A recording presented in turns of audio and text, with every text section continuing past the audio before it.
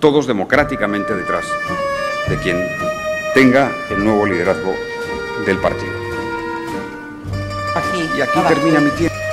Tiemblo por esos alumnos que le tienen a usted como profesor. Esto asentía todo ese tiempo. Bueno, pues yo hoy le digo lo mismo a usted, señor presidente del Gobierno. Le digo a usted, señor presidente del Gobierno, que tiene... y de gobernabilidad. Y dicho esto, pues mire, yo le agradecería su colaboración. Y si tiene alguna sugerencia que hacer... Segundo, porque el actual gobierno español, que empezó en enero, pues está centrifugando el déficit hacia las autonomías, y esto nos obliga también frente a políticas neoliberales que lo atacan directamente. La respuesta a nuestros problemas no es... ¿Cómo lo pueden decir? Si ustedes hicieron los mayores recortes sociales de la historia de España. Porque leemos, vemos titulares y hay a veces que dices, ¿en qué situación estamos? ¿Vamos a salir de esta? ¿No estamos en...? Es objeto de un minucioso escrutinio, casi diario, por parte de instituciones y medios de comunicación internacionales. El Gobierno y el propio presidente del Gobierno a la sociedad española. En ese proceso hemos pedido la recapitalización de nuestro sector bancario.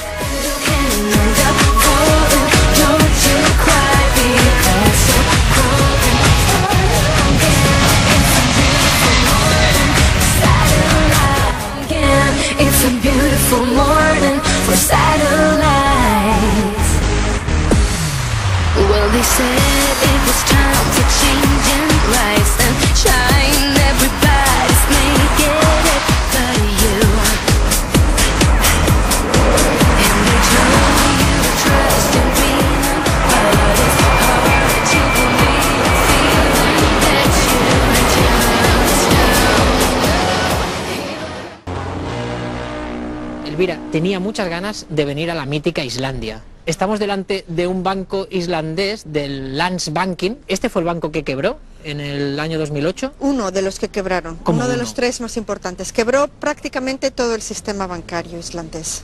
¿Todo? Sí, primero los tres bancos principales, en octubre del 2008, y luego al año siguiente fueron quebrando las cajas de ahorros. Elvira, ¿qué pasa con el sistema bancario islandés para que todo pete, para que todo quiebre? Bueno, pues que básicamente crece hasta 10 veces lo que es el Producto Interior Bruto de Islandia. ¿Pero durante qué años crece tanto? Durante una década. Crece a base de crear dinero de forma artificial, obteniendo dinero en los mercados internacionales, con esta burbuja financiera que se crea. ¿Burbuja financiera? Sí. Esto lo entiendo. ¿Cómo se chiflaron tanto los bancos islandeses para crecer de esa manera que dices que lo hicieron? En el 2001 hay un cambio de modelo. Primero dejan de ser estatales, dejan de ser públicos y conservadores, digamos, ¿no? Dedicándose a los depósitos, a la banca del señor de la esquina, Aquello que llevas tú, sí, un plazo fijo, que decía mi madre. Lo que es la banca tradicional. Y eso pasaba en Islandia cuando la banca era pública. Efectivamente. 2001. 2001. Y ahí la banca pasa a ser privada. Se privatiza. Y ahí se chiflan. Y entonces cambia el modelo de banca. Se convierte en una banca que ahora se ha demostrado que es muy peligrosa, una banca que utiliza los depósitos tuyos y míos para especular. ¿Y la reacción de la ciudadanía ante esa quiebra global del sistema bancario cuál fue? Un shock, un estado de shock brutal de que el mundo en el que tú vivías se ha derrumbado y que entras en una nueva época. ¿Y cómo se canaliza esa indignación ciudadana? Empiezan algunos ciudadanos a manifestarse en octubre del 2008, a finales de octubre, noviembre, diciembre, y luego ya en enero, cuando se reinicia la actividad parlamentaria, organizan una gran cacerolada.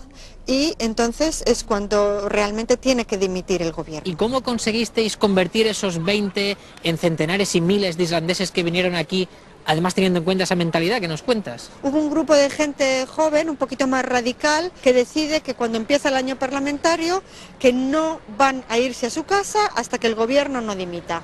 Y entonces vienen aquí con un montón de tambores y hacen turnos día y noche, y yo creo que ahí la gente se anima. Por lo que me explicas, todo esto me recuerda bastante al 15M de España, igual en vuestro caso más resolutivo porque conseguisteis que cayese el gobierno.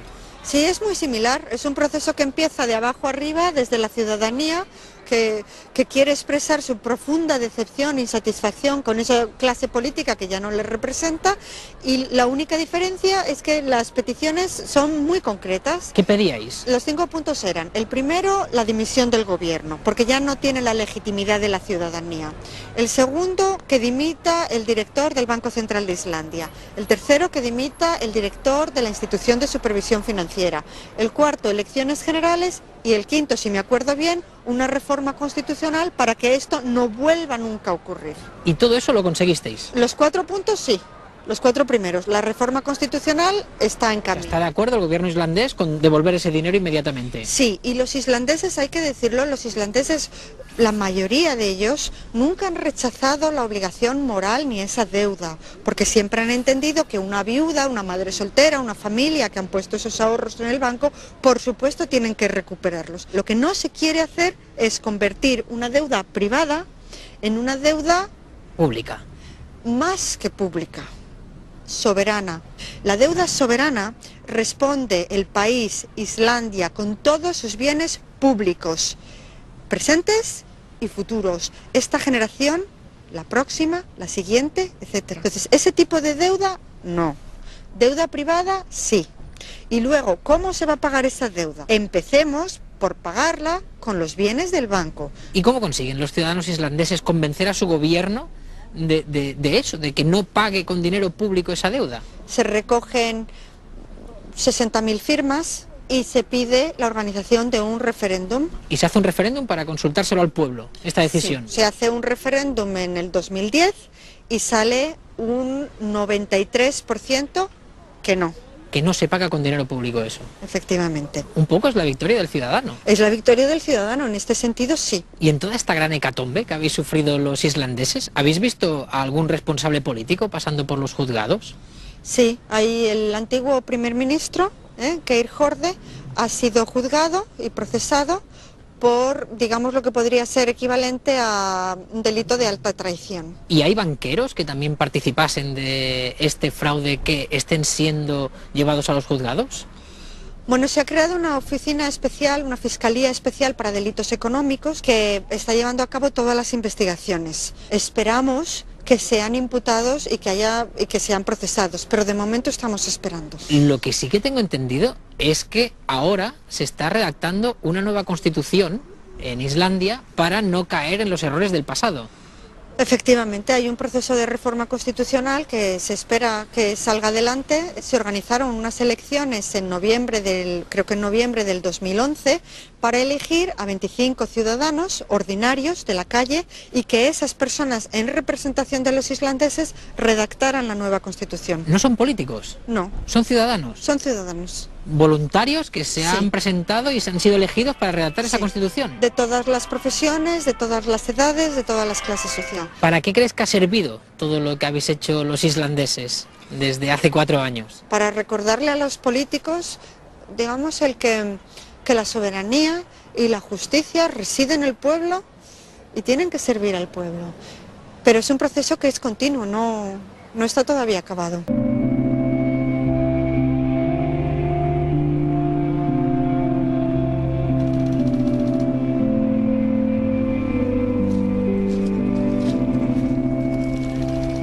¿Esta es tu casa?